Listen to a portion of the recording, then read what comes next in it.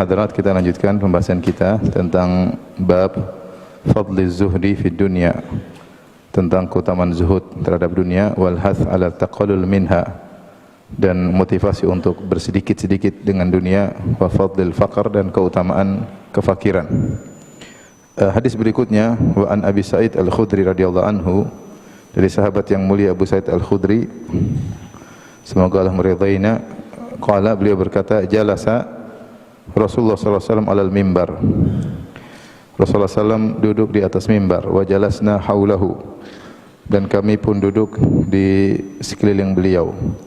Faqala, kemudian Rasulullah SAW berkata, inna mimma akhafu alaikum min ba'di, di antara perkara yang aku khawatirkan menimpa kalian sepeninggalku, ma yuftahu alaikum min zahratid dunya wa zinatiha, yaitu apa yang dibukakan atas kalian berupa mawar dunia dan perhiasannya. Muttafaqun alaih, hadis riwayat Bukhari dan Muslim. Dalam hadis ini Rasulullah SAW memperingatkan hal yang beliau khawatirkan menimpa kita semua umatnya setelah wafatnya beliau, yaitu dengan dibukakan bagi kita dunia. Sabda Nabi SAW, ma yuftahu alaikum, dibukakan atas kalian, menunjukkan bahwasanya yang membukanya adalah Allah Subhanahu wa taala.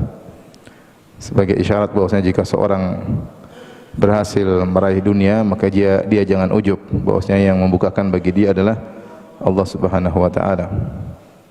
Dia berusaha, dia ikhtiar, tetapi yang membukakan rezeki adalah Allah Subhanahu wa taala. Di sana ada orang-orang yang mungkin ikhtiarnya lebih maksimal, namun belum tentu dibukakan dunia baginya. Kemudian Nabi SAW menamakan dunia dengan zahrah, zahratid dunya, dan kita tahu zahrah artinya mawar, dan mawar adalah bunga yang indah berwarna-warni, tetapi dia sangat mudah layu, yang menunjukkan cepatnya kenikmatan dunia berlalu. Yang sebagaimana mawar memang harum dan wangi, indah dipandang, berwarna-warni, tetapi cepat sekali layu. Dipetik, kemudian tidak lama kemudian akan layu dan berubah kondisinya, ya. Wa zinatiha, demikian juga perhiasan-perhiasan dunia yang dibukakan bagi kalian. Ketika Nabi menamakan dunia dengan zahrah, isyarat bahwasannya dunia itu hanyalah sebentar. Dan dalam Al-Quran banyak sekali dalil bahwasanya dunia itu hanyalah sebentar. Di antaranya Allah menamakan dunia dengan dunia. Dunia itu sendiri diambil dari dua kemungkinan secara bahasa. Mungkin diambil dari kata ad-dunu yang artinya dekat. Artinya dunia itu cuma sebentar, dekat, kemudian selesai. Dan diambil juga di antaranya Allah menamakannya dengan zahrah, sebagaimana dalam hadis ini kata Allah Subhanahu wa taala, zahratal hayatid dunya linaftinahum fi, dalam surat Thaha, ya, yaitu zahratal hayatid dunya, mawar keindahan dunia. Dan dinamakan mawar menunjukkan bahwa dunia itu hanyalah sebentar karena cepat sekali layu. Kemudian juga Allah menamakan dengan mata'ud dunya, dan namanya mata' yaitu suatu yang dipakai dan kemudian usang. Mata' segala sesuatu yang dipakai kemudian usang. Demikian juga dunia, dia tidak abadi tapi dia digunakan kemudian selesai. Kemudian Allah juga menamakan dengan qalil, ya, mata'ud dunya qalil. Selain dinamakan mata, Allah juga menyebutkan dunia dengan qalil, yaitu hanya sebentar, yang menunjukkan bahwa dunia itu hanyalah sesaat dibandingkan dengan akhirat yang abadi selama-lamanya. Kemudian juga perumpamaan yang sudah kita sebutkan pada pertemuan lalu, Allah menyerupakan seperti daun yang hijau yang terkena hujan kemudian subur, tiba-tiba menjadi kering kemudian ditiup angin. Demikianlah kehidupan dunia. Karena dunia itu hanya sebentar, ditinjau dari dunia yang kita pakai yang cepat selesai atau kitanya yang cepat berakhir. Kalau bukan dunia yang kita pakai cepat selesai, ya mungkin barang rusak atau sirna, atau kita yang duluan dipanggil oleh Allah Subhanahu wa taala. Maka ini semua mengingatkan kepada kita bahwasanya dunia tidak selama-lamanya akan kita tempati. Dia bukanlah darul qarar, tempat menetap, tetapi adalah darul ubur, tempat menyeberang menuju tempat tinggal yang sejati. Kemudian hadis berikutnya, wa anhu dari Abu Sa'id Al-Khudri radhiyallahu anhu, anna Rasulullah sallallahu qala, bahwasanya Rasulullah sallallahu bersabda, inna dunya hulwatun khadirah. Sungguhnya dunia itu manis dan hijau. Manis ditinjau dari rasanya, kalau dicicipi manis, dan memang benar dunia itu menyenangkan, manis ya. Banyak sekali hal-hal yang senang yang kita rasakan dengan dunia ya. Harta, wanita, jabatan ya, ketenaran, popularitas, ada rasa manis yang kita rasakan. Khadirah yaitu hijau, enak dipandang. Jadi Nabi mensifati dunia itu dia dari dirasakan manis, dipandang enak, sehingga tergabung kepada dia hal yang menyenangkan, rasa yang manis, enak dipandang. Kemudian kata Nabi SAW, wa inna Allah ta'ala mustakhlifukum fiha, dan sungguhnya Allah Subhanahu wa ta'ala menjadikan kalian menempati dunia tersebut. Mustakhlifukum maksudnya Allah menjadikan kalian khalifah yang menempati bumi tersebut, dunia tersebut. Buat apa? Fayanzuru kaifa ta'malun, maka Allah melihat bagaimana kalian beramal. Ini dalil bahwasanya dunia itu hanyalah ujian. Makanya Allah menciptakan dunia yang begitu indah untuk ujian ya. Inna ja'alna ma'alal ardi zinatan laha linabluwahum ayyuhum ahsanu amala. Kami menjadikan perhiasan di atas muka bumi ini untuk apa? Untuk menguji mereka mana di antara mereka amalnya yang terbaik. Maka Allah menciptakan dunia sebagai bahan ujian, lantas Allah meletakkan kalian di bumi menjadi khalifah, tinggal di muka bumi. Buat apa? Fayanzuru kaifa ta'malun, maka Allah melihat bagaimana amal kalian menghadapi dunia tersebut. Maka di akhir hadis Rasulullah SAW mengingatkan, fattaqud dunya wattaqun nisa, hati-hatilah kalian terhadap dunia dan hati-hatilah kalian terhadap wanita. Rawahu Muslim, hadis riwayat Muslim. Oleh karenanya dunia adalah ujian, dan di antara oleh karenanya Rasulullah SAW ingatkan, fattaqud dunya, waspadalah dengan dunia. Waspadalah dengan dunia, jangan sampai kalian terpedaya dengan dunia. Setelah itu Rasulullah SAW mengkhususkan di antara dunia yang sangat berbahaya juga adalah wanita. Wattaqun nisa, waspadalah kalian terhadap wanita. Terutama di zaman sekarang fitnah wanita luar biasa. Kita tahu di mana-mana wanita menjadi pajangan, menjadi penarik ya. Semua iklan pasti ada wanitanya, apapun barangnya yang diiklankan adalah apa? Wanita, supaya menjadi pusat perhatian. Karena memang iblis tahu wanita ya adalah jerat terbaik bagi para lelaki. Dalam hadis kata Nabi sallallahu alaihi wasallam, innal mar'ata aurah, sungguhnya wanita itu aurat. Fa idza kharajat istashrafa syaitan, kalau wanita keluar dari rumah, istashrafa itu syaitan mengintai wanita keluar. Artinya kapan dia keluar, maka wanita tersebut akan dijadikan ajang sebagai jerat bagi para lelaki. Maka seorang ketika Nabi katakan wattaqun nisa, ya, takutlah kepada wanita atau bertakwalah dalam mensikapi para wanita, maka jangan dia menganggap sepele fitnah wanita. Jangan membuka celah-celah untuk terjebak dalam fitnah wanita ya. Jangan menggampang-gampangkan fitnah wanita. Rasulullah SAW juga bersabda ya, lanjutan dari hadis ini, fa inna awwala fitnati bani Israil kanat fin nisa, fitnah yang pertama kali menimpa Bani Israel terkait dengan wanita. Kemudian dalam hadis yang lain kata Rasulullah SAW, ma taraktu ba'di fitnatan adhara 'ala rijal minan nisa, aku tidak pernah meninggalkan fitnah setelahku yang lebih berbahaya, paling berbahaya bagi laki seperti fitnah wanita. Maka bersyukurlah kepada Allah kalau antum terjauhkan dari fitnah wanita. Sebagian orang ya terjebak dengan fitnah wanita, dengan melihat wanita.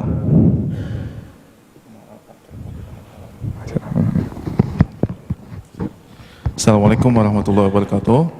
Afwan, ada jamaah yang memiliki mobil Toyota Avanza dengan plat nomor B2815 SOL.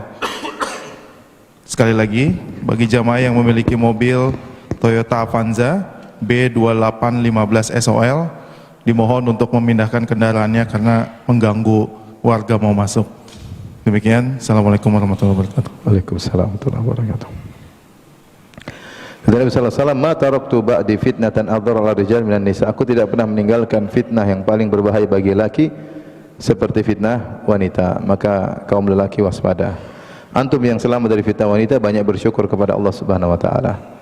Diberi ketentraman dengan istri, kenyamanan dengan istri, tidak tergoda dengan wanita lain, tidak terpancing untuk melihat wanita-wanita yang terbuka auratnya, tidak terpancing untuk ngobrol-ngobrol dengan istrinya orang. Maka bersyukur kepada Allah Subhanahu wa taala. Sebagian lelaki tidak demikian. Tergoda, terpancing ingin ngobrol sama wanita ini, melihat wanita sedikit kemudian tergoda. Ya, wanita dilihat menarik, lihat jempolnya aja bisa bikin menarik ya. Apalagi lesung pipitnya.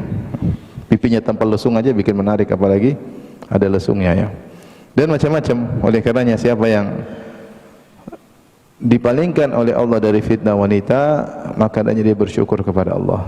Terlalu banyak kisah, terlalu banyak cerita bagaimana fitnah wanita menimpa para lelaki. Dan ini bersama ya, fitnah lelaki pada wanita juga dahsyat. Betapa banyak wanita tergoda juga oleh lelaki. Baik, ini dalil bahwasanya dunia hijau dan manis itu adalah ujian. Sengaja Allah ciptakan hijau dan manis sebagai ujian untuk melihat bagaimana kalian menghadapi ujian tersebut. Kemudian juga hadis berikutnya, wa an Anas radhiyallahu anhu, dari Anas radhiyallahu anhu, anna Nabi sallallahu alaihi wasallam qaal, dari Nabi sallallahu alaihi wasallam beliau bersabda, Allahumma la aisha illa aishul akhirah.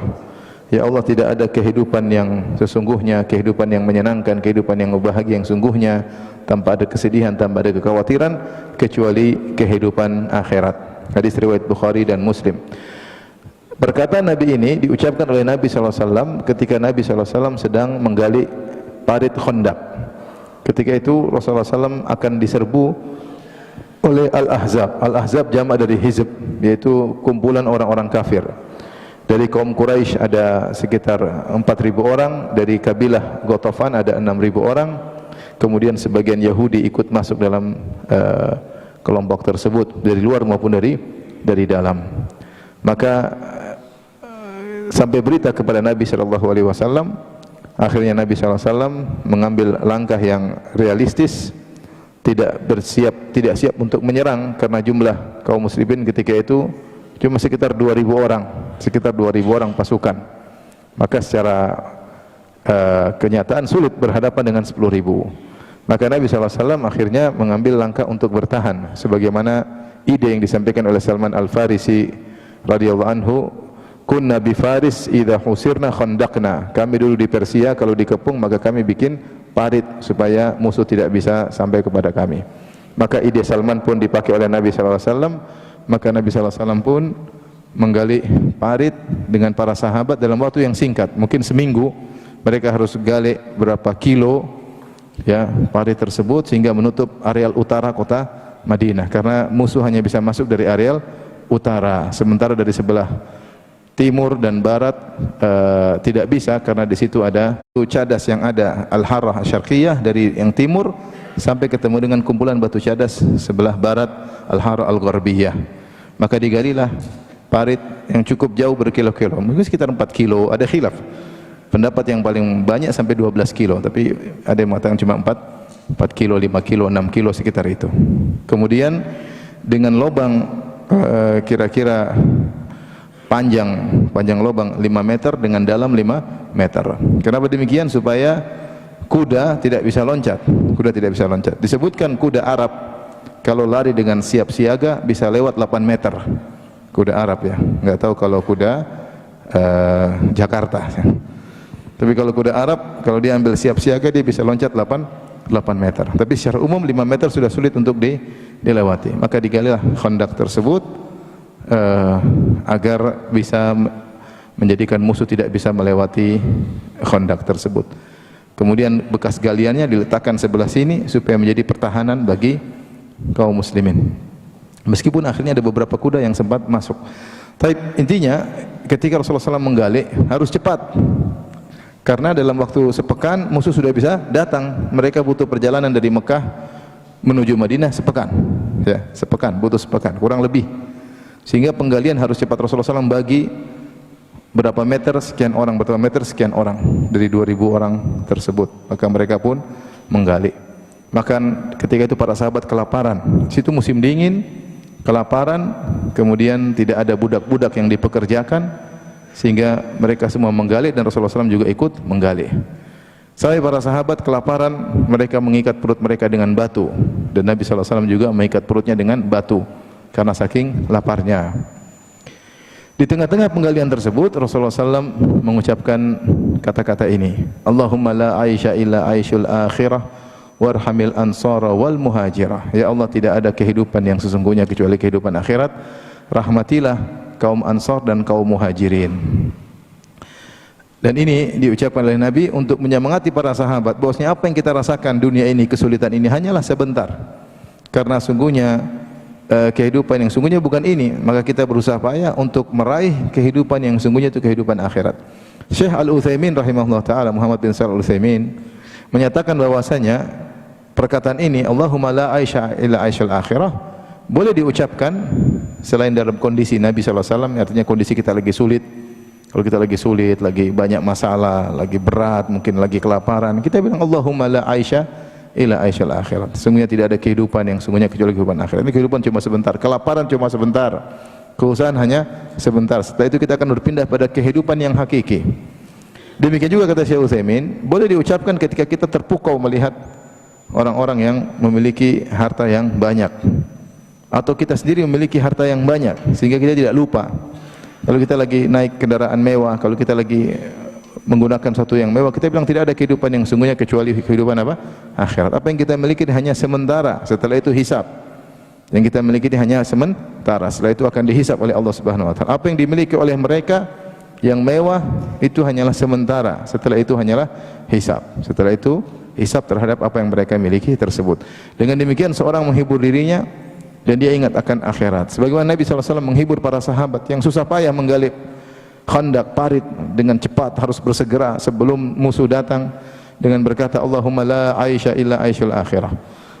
Ya Allah, tidak ada kehidupan yang sesungguhnya, kehidupan yang menyenangkan, yang penuh dengan kebahagiaan, tidak ada sedih, tidak ada kekhawatiran kecuali kehidupan akhirat. Adapun dunia demikianlah tabiat sifat kehidupan dunia. Ada sedih, ada tawa, ada tangisan, ya, ada kesulitan, ada pertemuan, ada perpisahan, ya, dan seterusnya.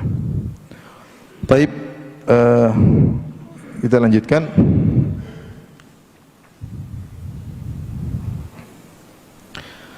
Hadis berikutnya, wa anhu, dari Anas bin Malik radhiyallahu taala anhu, an Rasulillah sallallahu alaihi wasallam, dari Rasulullah sallallahu alaihi wasallam.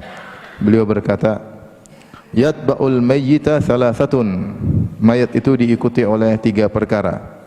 Ahluhu wa maluhu wa amaluhu, 3 perkara tersebut adalah keluarganya, hartanya, dan amalnya. Fayarji'u ithnan, maka akan kembali 2, wa yabqa wahid, ya, adapun tinggal 1 yang tersisa bersamanya. Yarji'u ahluhu wa maluhu, yang kembali tidak menyertai dia adalah keluarganya dan hartanya. Wa yabqa amaluhu, dan amalnya tersisa bersamanya dalam kuburan. Muttafaqun alaih, hadis riwayat Bukhari dan Muslim. Hadis ini mengingatkan kepada kita bahwasanya dunia yang kita kumpulkan dengan kemewahannya akan kita tinggalkan semuanya. Yang kita bawa cuma amal soleh. Maka seorang harus berpikir bagaimana dunia yang dia miliki ini berubah menjadi amal soleh agar menemaninya di akhirat. Jika seorang diberikan dunia, maka dia berpikir keras, gimana dunia yang saya miliki ini berubah menjadi amal soleh untuk menemani saya di akhirat. Bukan tidak menemani saya, ditinggalkan, malah akan merepotkan saya di akhirat kelak dengan hisab yang panjang. Maka seorang cerdas harus memikirkan hal ini. Ketika seorang meninggal dunia, yang akan mengiringinya menuju kuburan, keluarganya. Ini kebanyakan orang, ya ada yang tidak, tapi kebanyakan manusia seperti itu. Istrinya, anak-anaknya, kakaknya, adiknya, mungkin orang tuanya, tetangganya, ya. Tapi keluarganya, istri, anak-anak, kakak, adik, kerabat, semua akan menemani dia menuju kuburan. Kemudian maluhu, hartanya. Kalau zaman dahulu hartanya maksudnya budaknya. Budaknya akan ikut ngangkat jenazahnya, akan mengiring jenazahnya. Kalau zaman sekarang mungkin mobilnya digunakan untuk menggiringnya, ya. Mungkin pekerja-pekerjanya ikut menggiringnya, apalagi orang kaya, semua menggiring dia. Dan amalnya bersama dia. Tidak lama kemudian akhirnya semuanya pergi. Istri dan anaknya pergi, pembantu-pembantunya pergi, kalau dia punya budak, budaknya pergi, mobilnya yang dia beli pergi, semuanya pergi. Tinggal dia di kuburan. Bahkan di antara kesedihan yang dirasakan oleh mayat, Allah menjadikan dia mendengar suara orang-orang pergi meninggalkannya. Sungguhnya asalnya mayat tidak bisa mendengar karena dia di bawah tanah. Tetapi Allah menjadikan dia bisa mendengar derap langkah kaki yang meninggalkan dia. Dan ini menambah kesedihannya supaya dia yakin bahwasanya dia sekarang sendirian. Dia sekarang sendirian. Yang menemani dia cuma amalnya. Istrinya yang sangat dia cintai, yang pernah berkata kita sehidup semati, ternyata tidak. Ternyata sehidup semati masing-masing. Sehidup bersama semati masing-masing. Dan itu adalah benar-benar perpisahan yang sesungguhnya. Kalau kita berpisah dengan teman, ada harapan ketemu lagi. Berpisah teman, berpisah dengan ini. Tapi kalau sudah berpisah dengan kematian, sudah selesai.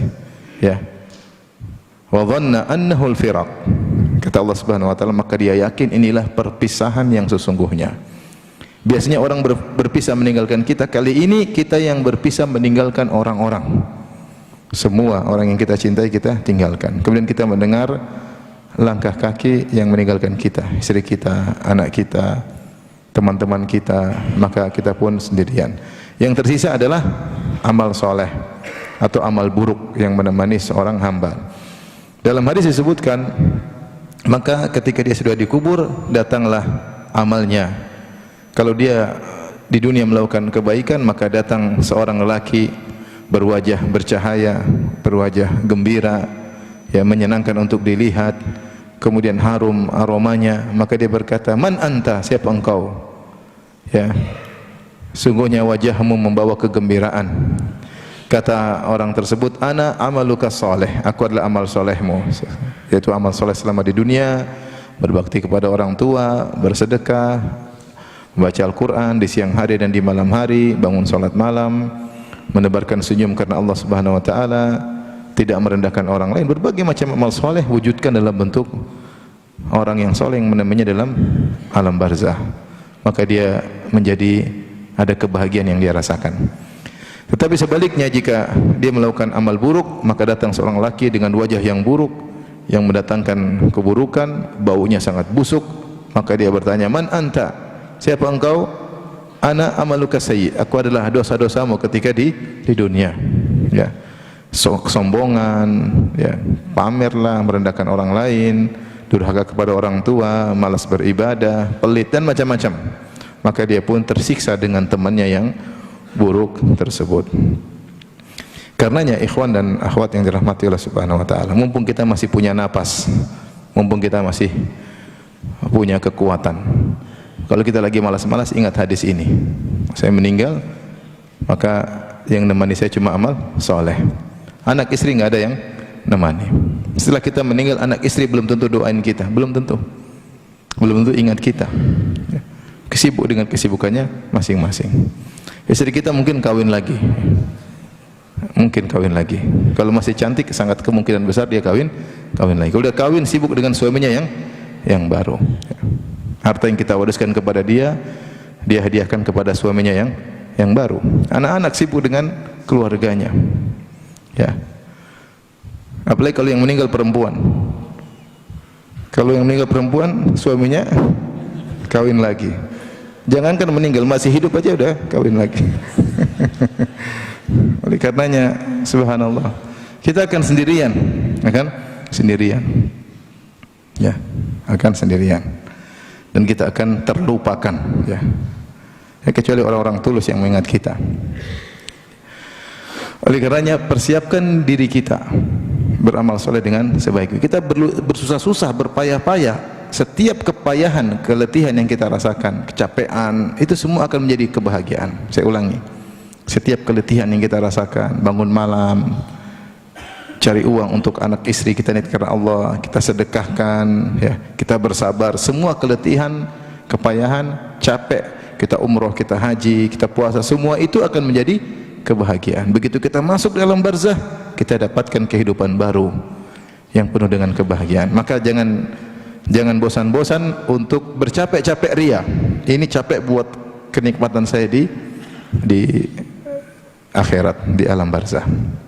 Saya selalu sampaikan, saya pernah waktu ibu saya meninggal, maka ada seorang dokter yang ikut menguburkan. Terus saya bilang, "Dok, makasih dok, jauh-jauh capek-capek panas-panas ikut nguburin ibu." Kata dia, "Tidak Ustaz, saya tidak capek Ustaz. Ini untuk saya. Saya masuk alam barzah, saya yang rasakan, bukan Ustaz. Saya yang rasakan capek-capek ini semua." Masya Allah. Ini ceramain Ustaz lagi. Tapi itu masuk dalam hati saya. Dia bilang, "Saya tidak capek. Memang saya sengaja ini untuk, karena yang rasakan adalah apa? Saya. Ini untuk saya, bukan untuk siapa-siapa." Oleh karenanya kita kalau lagi malas-malas, ingat kita ini bakalan meninggal, yang nemani kita amal soleh. Makanya antum yang punya harta, kalau antum tidak gunakan untuk di jalan Allah, itu harta pergi. Tapi kalau antum gunakan untuk di jalan Allah, harta itu akan menemani antum di kuburan. Dan senikmat-nikmat teman adalah amal soleh seseorang ketika di dunia. Makanya kalau kita lagi malas bangun malam, ingat ya, kalau saya mati besok gimana? Amal soleh saya ini yang akan menemani. Maka semangat ya. Kalau orang bikin jengkel kita, sabar. Sakit hati itu akan menjadi kebahagiaan di alam barzah. Sudah, maafin aja, nggak usah diteruskan ya. Karena itu akan menjadi kebahagiaan bagi kita di alam barzah. Baik, hadis berikutnya, wa anhu, dari Anas bin Malik radhiyallahu anhu, qala, beliau berkata, qala Rasulullah sallallahu alaihi wasallam, Rasulullah sallallahu bersabda, yu'ta bi an'ami ahli dunya min ahli nar yaumal qiyamah. Dihadirkan seorang penghuni neraka jahanam yang paling hidup mewah di dunia dulu. Ini orang paling terkaya, yang paling mewah, yang paling nikmat di dunia, tapi dia penghuni neraka jahanam. Kira-kira siapa? Ada orang paling top, paling kaya, paling mewah, paling nikmat, tapi dia kafir. Ada kan? Ada aja, cuma kita nggak tahu siapa ya. Ya, ada yang mungkin terkenal, ada yang tidak terkenal, tapi dia ternyata masuk neraka. Dia paling hidupnya paling mewah. Maka dihadirkan di pada hari kiamat kelak. Kemudian fayusbagu finnar sabghah, dicelupkan di neraka sebentar aja. Mungkin setengah detik, 1 detik dikeluarin lagi. Sebentar aja. Tsumma yuqal, sabghah itu menunjukkan sebentar, tidak lama. Tsumma yuqal, kemudian dikatakan kepadanya, ya bna Adam, hal ra'aita khairan qat? Wahai anak Adam, wahai si kaya, pernahkah engkau melihat kebaikan sekali? Hal marra bika na'imun qat? Pernahkah kau merasakan satu kenikmatan? Fayaqul la wallahi ya Rabb. Dia mengatakan, tidak pernah, demi Allah ya Rabb, aku tidak pernah merasakan kebaikan, aku tidak pernah merasakan kenikmatan. Subhanallah, dahsyatnya neraka jahanam buat dia lupa dengan segala kenikmatan yang pernah dia rasakan. Padahal dia orang yang paling nikmat di dunia, orang yang paling kaya di dunia, orang yang mungkin paling dihormati di dunia, orang yang semua orang ingin punya kehidupan seperti dia. Tapi semua itu hilang dalam sekejap. Begitu dicelupkan dalam api neraka yang sangat panas, hilang semua dari otaknya segala kenikmatan yang pernah dia rasakan karena saking dahsyatnya azab neraka jahanam tersebut. Baik, sebaliknya kata Nabi sallallahu alaihi wasallam, wa yu'ta bi asyaddin nasi bu'san fid dunya min ahli jannah. Ada penghuni surga mau dimasukin surga. Dia dulu di dunia orang yang paling miskin, super miskin. Tingkat kemiskinan nomor 1, top. Subhanallah, banyak orang miskin, banyak. Tapi dia nomor 1 topnya kemiskinannya. Ada sebagian orang, istri saya pernah bilang dia pernah ke rumah seorang, rumah mungkin cuma 3 kali 4, kamar mandi di situ, anak 8, masya Allah, sakit. Mana kamarnya, mana kamar mandinya, langsung cerut. Subhanallah, itu mungkin ini sudah miskin. Masih ada yang lebih apa? Miskin. Tetapi dia penghuni surga.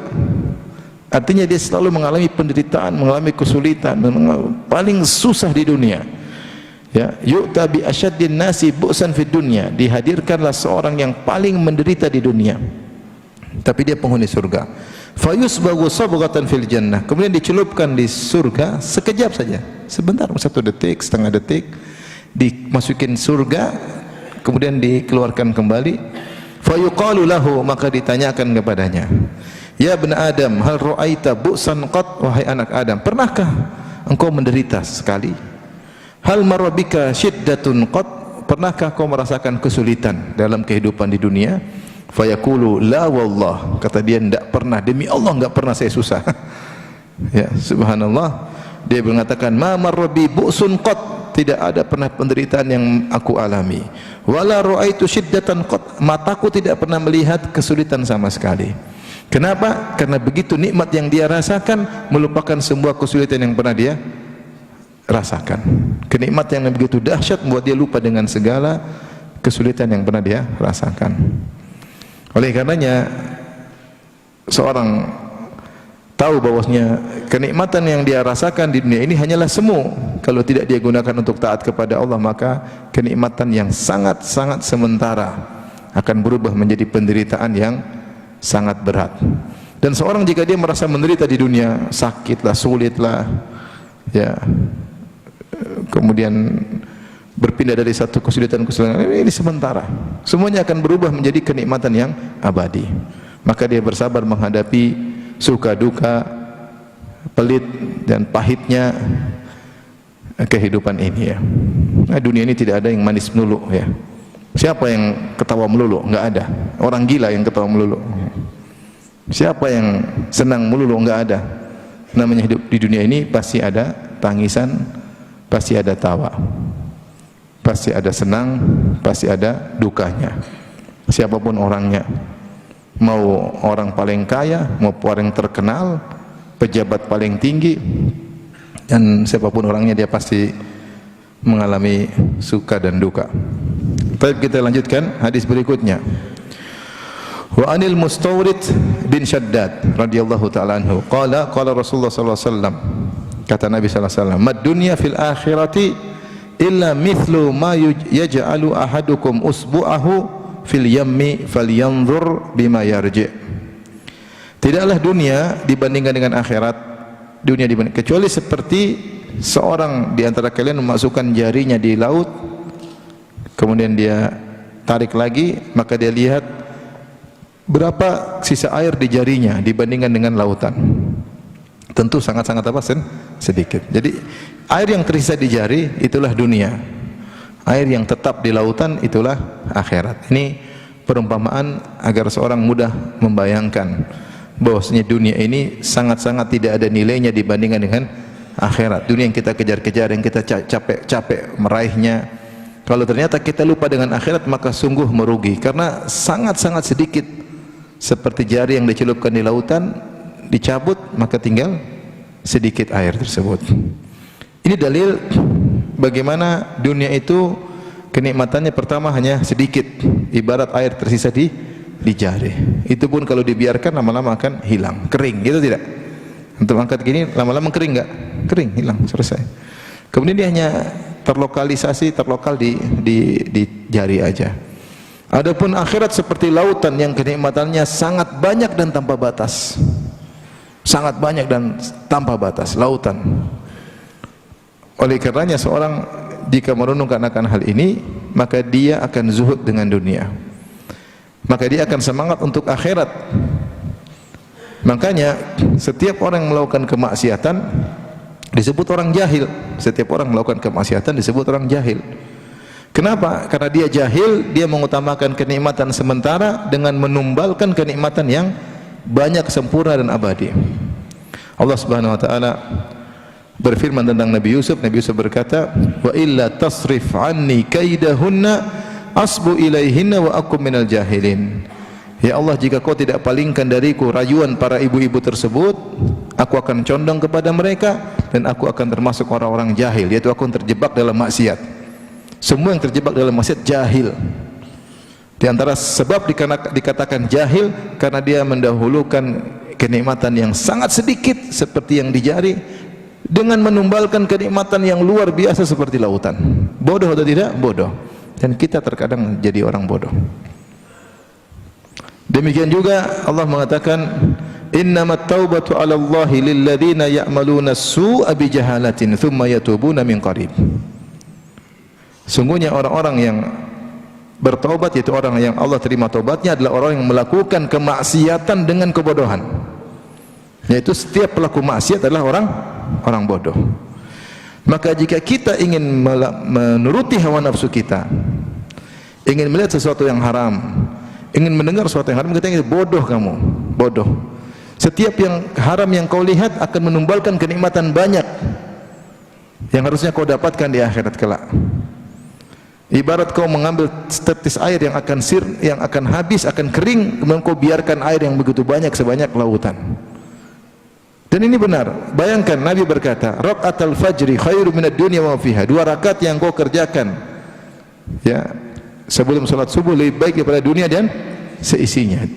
2 rakaat subuh yang kita kerjakan 3 menit, 2 menit, ternyata lebih baik daripada dunia dan seisinya. Menunjukkan bahwasanya dunia ini sangat tidak ada nilainya. Ini yang kita lihat mewah, indah, megah, itu hanya seperti setetes air. Dan itu mungkin antum bilang, masa sih Ustaz? Ya, coba antum bayangkan, kita nggak usah bicara tentang akhirat, kita bicara dunia aja. Kita bicarakan 100 tahun lalu, bandingkan dengan nikmat yang kita rasakan sekarang. Jauh atau tidak? Jauh. Dulu orang jalan kaki, naik kuda, kita naik mobil dengan mewah. Dulu orang kalau jalan, bayangkan naik onta di tengah padang pasir, kemudian panas, rombongan bisa terpisah, susah dulu. Tidak terbayang mereka bakalan ada mobil mewah, meskipun lagi terik matahari dalam kemewahan. Kalau seandainya orang yang dulu dia lihat kenikmatan sekarang, dia bilang luar biasa, kita nggak ada apa-apanya, ya tidak?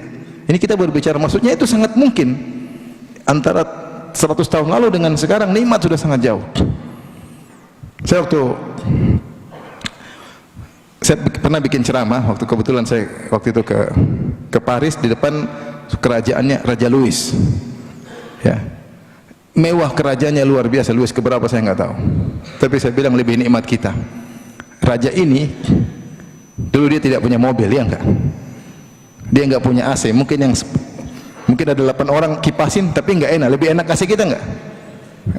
Dia mungkin naik kuda 8 gagahnya. Lebih enak naik apa? Mobil. Dia punya kasur semewah apapun, lebih enak kasur yang kita tidurin apa? Sekarang. Lebih enak kita tuh dia. Cuma dia kurang ajar, istrinya banyak dulu dia. Itu bedanya. Selirnya banyak berzina. Tapi kalau sisi lain kita lebih enak daripada dia. Ya tidak? Oleh karenanya ini saya baru katakan antara kenikmatan dunia 100 tahun lalu dengan sekarang, bagaimana dengan akhirat. Maka sangat mungkin kenikmatan tersebut jauh lebih indah daripada yang kita lihat sekarang, megahnya luar biasa. Oleh karenanya benar kata Nabi SAW, sungguhnya kenikmatan dunia itu yang kita kejar-kejar hanyalah seperti sisa air di jari yang kita ambil dibandingkan dengan air di lautan yang begitu banyak.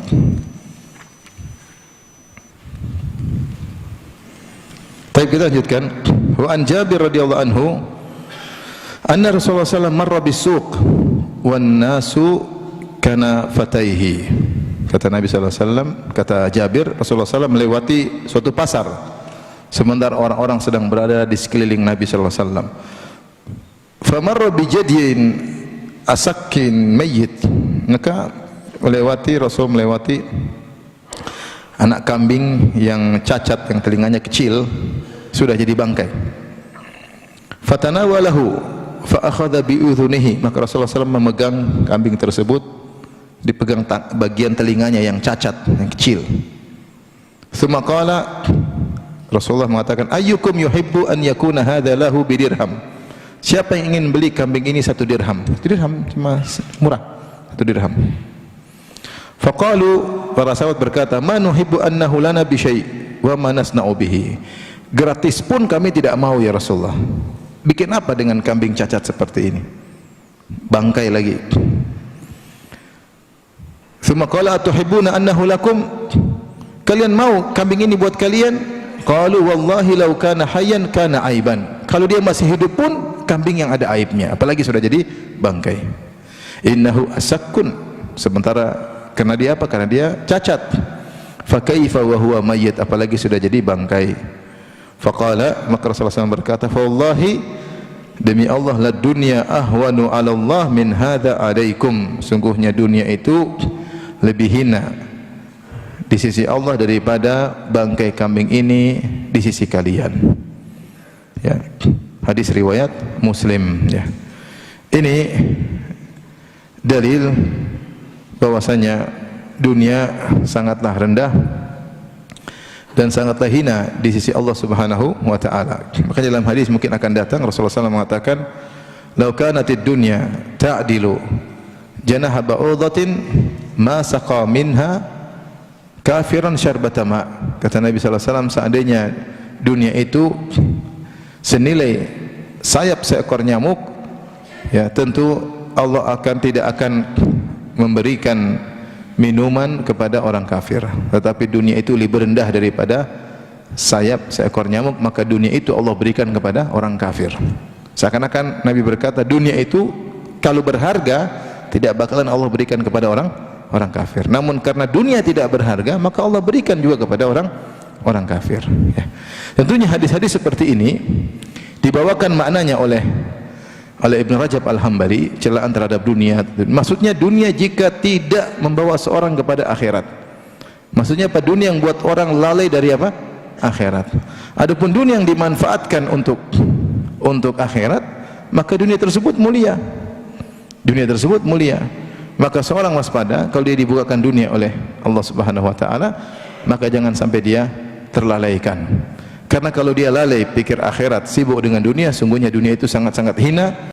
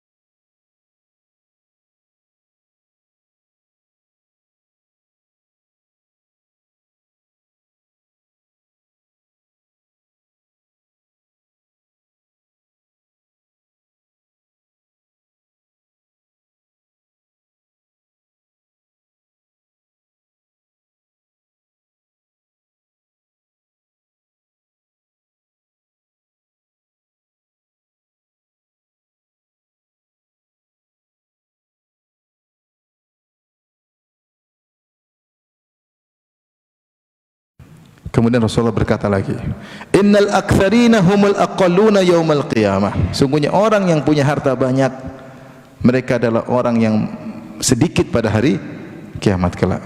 Yaitu illa man qala bil mali hakada wa hakada wa hakada. Kecuali orang yang bersedekah dengan hartanya, ke kanan, ke kiri, ke belakang, ke depan. Kalau tidak, dia akan paling menderita karena hisabnya paling apa? Panjang. Dia malah semakin sedikit pahalanya, ya, dia paling susah.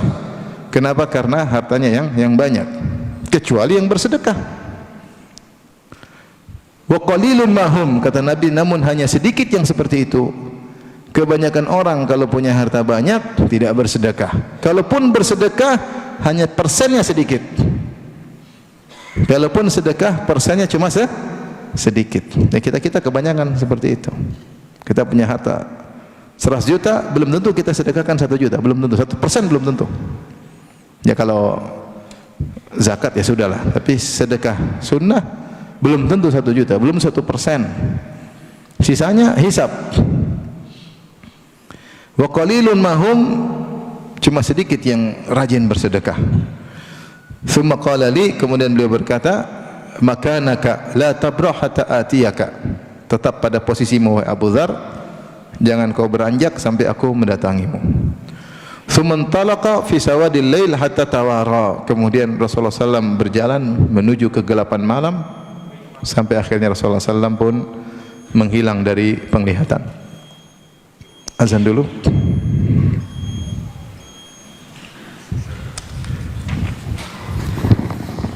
Allahu Akbar, Allahu Akbar, Allahu Akbar, Allahu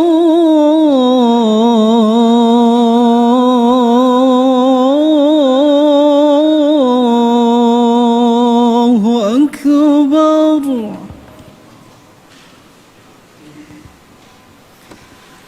Asyhadu an la ilaha illallah.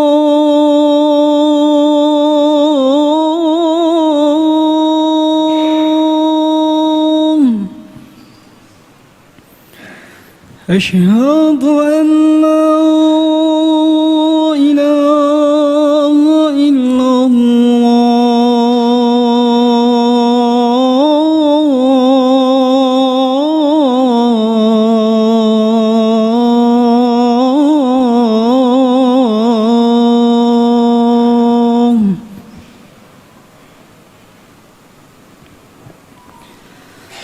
Asyhadu anna Muhammadar Rasulullah.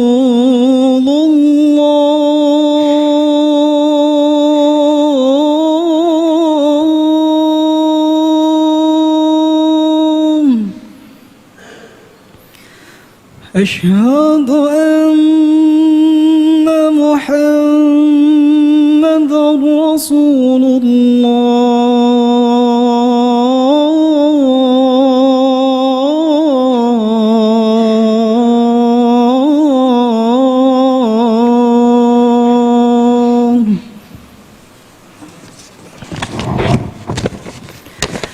Hayya 'alas salah.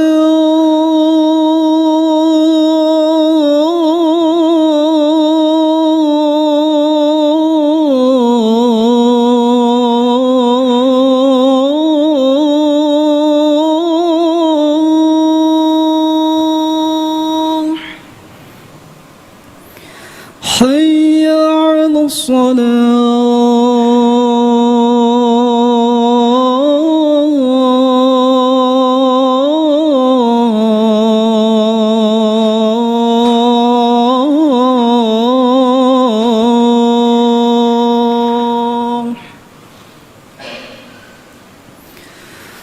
Hayya 'alal falah.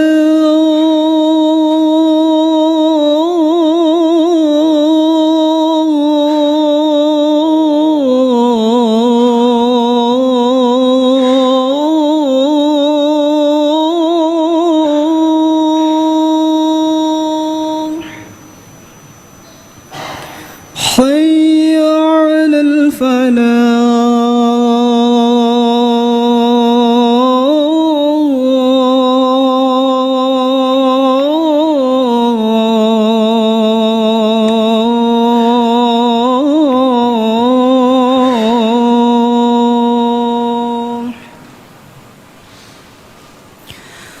الله أكبر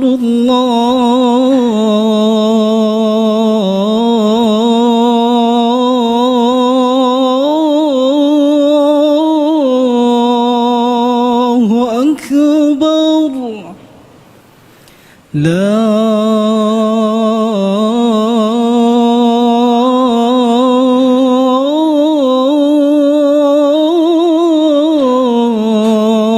إله إلا الله.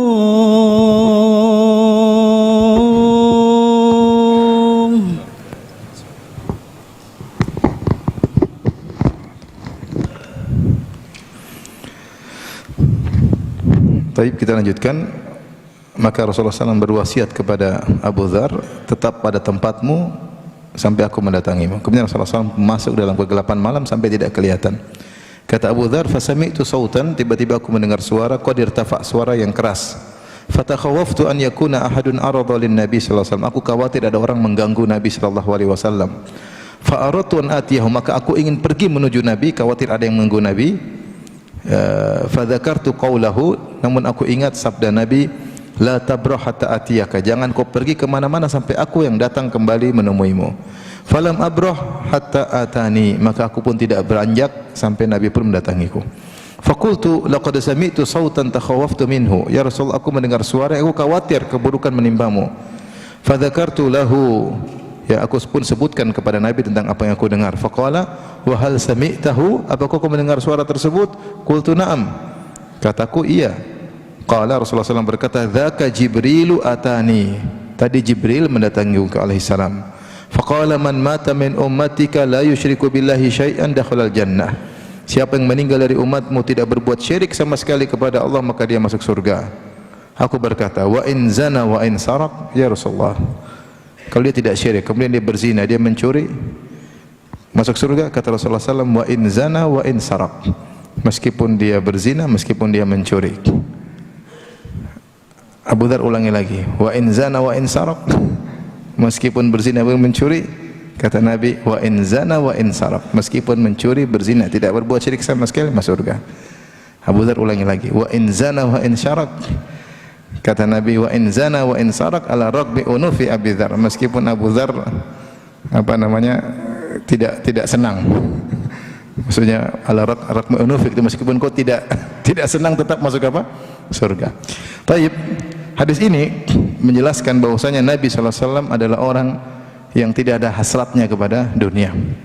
Maka Nabi kalau bagi-bagi dunia tidak pernah takut miskin. Seperti perkataan seorang Arab Badu yang berkata kepada Nabi, dia minta kambing di antara dua gunung, yaitu satu lembah kambing, maka fa'atahu jabalan bainal ghanaman bainal jabalain. Rasulullah kasih dia kambing satu lembah. Maka dia pulang kepada kaumnya, dia berkata, ya qaumi aslimu fa inna Muhammadan a'ta man lam yakhshal faqah. Wahai kaumku, kalau mau dapat kambing banyak masuk Islam, terus minta sama Muhammad, karena Muhammad kalau kasih sesuatu tidak pernah takut apa? Miskin. Kasih aja. Ya. Makanya Nabi SAW semua harta dia bagi, bahkan dia meninggal punya hutang kepada seorang apa? Yahudi. Buat apa? Buat beli gandum buat istri-istrinya, menafkahi istri-istrinya. Tidak punya apa-apa Rasulullah SAW. Ya. Dan Rasulullah ingatkan bahwasanya kebanyakan orang yang punya harta banyak, innal aktsarin humul muqillun atau humul aqallun. Orang punya harta banyak biasanya pahalanya sedikit pada hari kiamat kelak. Ini kebiasaan. Sebagian kecil tidak. Wa qalilun mahum, kecuali orang yang banyak bersedekah. Karena kebanyakan orang sudah punya harta, dia akan terjebak dengan kegiatan-kegiatan yang juga menghabiskan umurnya. Urusan inilah, urusan itulah, inilah, anulah. Kalau ternyata dia tidak mensedekahkan hartanya, maka dia akan habis ngurusin hartanya. Jalan sana, jalan ke sini, banyak kegiatan, banyak pertemuan, sehingga akhirnya umurnya habis. Yang selamat siapa? Yang hartanya digunakan untuk dia sedekahkan. Maka mereka hartanya banyak, pahalanya juga apa? Banyak. Tapi kata Nabi, wa qalilun mahum, yang begini cuma sedikit, sangat sedikit, kata Nabi SAW. Kebanyakan orang dikasih harta lupa untuk berbuat kebaikan, terjebak dengan aktivitas keduniawian yang dia susah untuk melepaskannya. maka dia harus lawan dengan banyak sedekah di jalan Allah Subhanahu wa taala. Ini juga dalil menunjukkan tentang perhatian Nabi kepada hutang. Rasulullah SAW mengatakan, saya akan sedekahkan seluruh hartaku kecuali yang saya sisakan untuk bayar hutang. Rasulullah SAW serius dalam bayar apa? Hutang. Maka seorang kalau punya hutang, maka dia hendaknya serius untuk membayar hutang tersebut. Ini juga dalil bagaimana Abu Dzar sangat patuh kepada Nabi. Nabi bilang, la tabrah makanak, jangan kau beranjak pergi, maka dia pun nurut. Apapun yang terjadi, dia gunakan hadis Nabi daripada logikanya. Kayaknya ini bahaya, mending saya melanggar. Enggak, Nabi bilang tetap, maka dia apa? Tetap. Maka mendahulukan sabda Nabi daripada segala persangkaan yang timbul dalam hati. Nabi bilang tetap, maka tetap, jangan beranjak. Ya, oleh karenanya seorang ingin bahagia, ikut sabda Nabi SAW. Meskipun persangkaannya menunjukkan kalau kamu melanggar akan lebih baik kalau ikuti saja sabda Nabi SAW, maka kau akan bahagia. Kemudian juga ini dalil bahwasanya Jibril membawa kabar gembira, siapa yang tidak berbuat syirik sama sekali maka dia akan masuk surga meskipun dia terjerumus dalam dosa besar. Orang tidak berbuat syirik sama sekali, maka dua kemungkinan. Jika tauhidnya sangat kuat, maka meskipun dia terjerumus dalam dosa besar, maka dosa besarnya akan hancur dengan sinar cahaya tauhidnya. Dan ada orang-orang yang seperti ini, tauhidnya sangat kuat, tawakalnya sangat tinggi, ya, ikhlasnya sangat tinggi, sehingga meskipun dia terjerumus dalam dosa besar, dosa besarnya hilang. Adapun jika tauhidnya kurang, maka tidak mampu untuk menghilangkan dosa-dosa tersebut, maka orang seperti ini tahta masyiatillah, dia berada di bawah kehendak Allah. Jika Allah hendak mengazab, maka dia azab.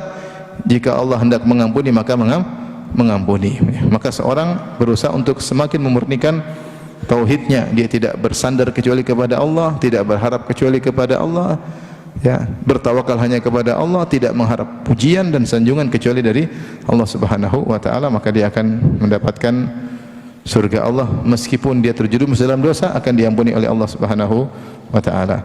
Tapi sampai di sini saja kajian kita, insyaallah kita lanjutkan.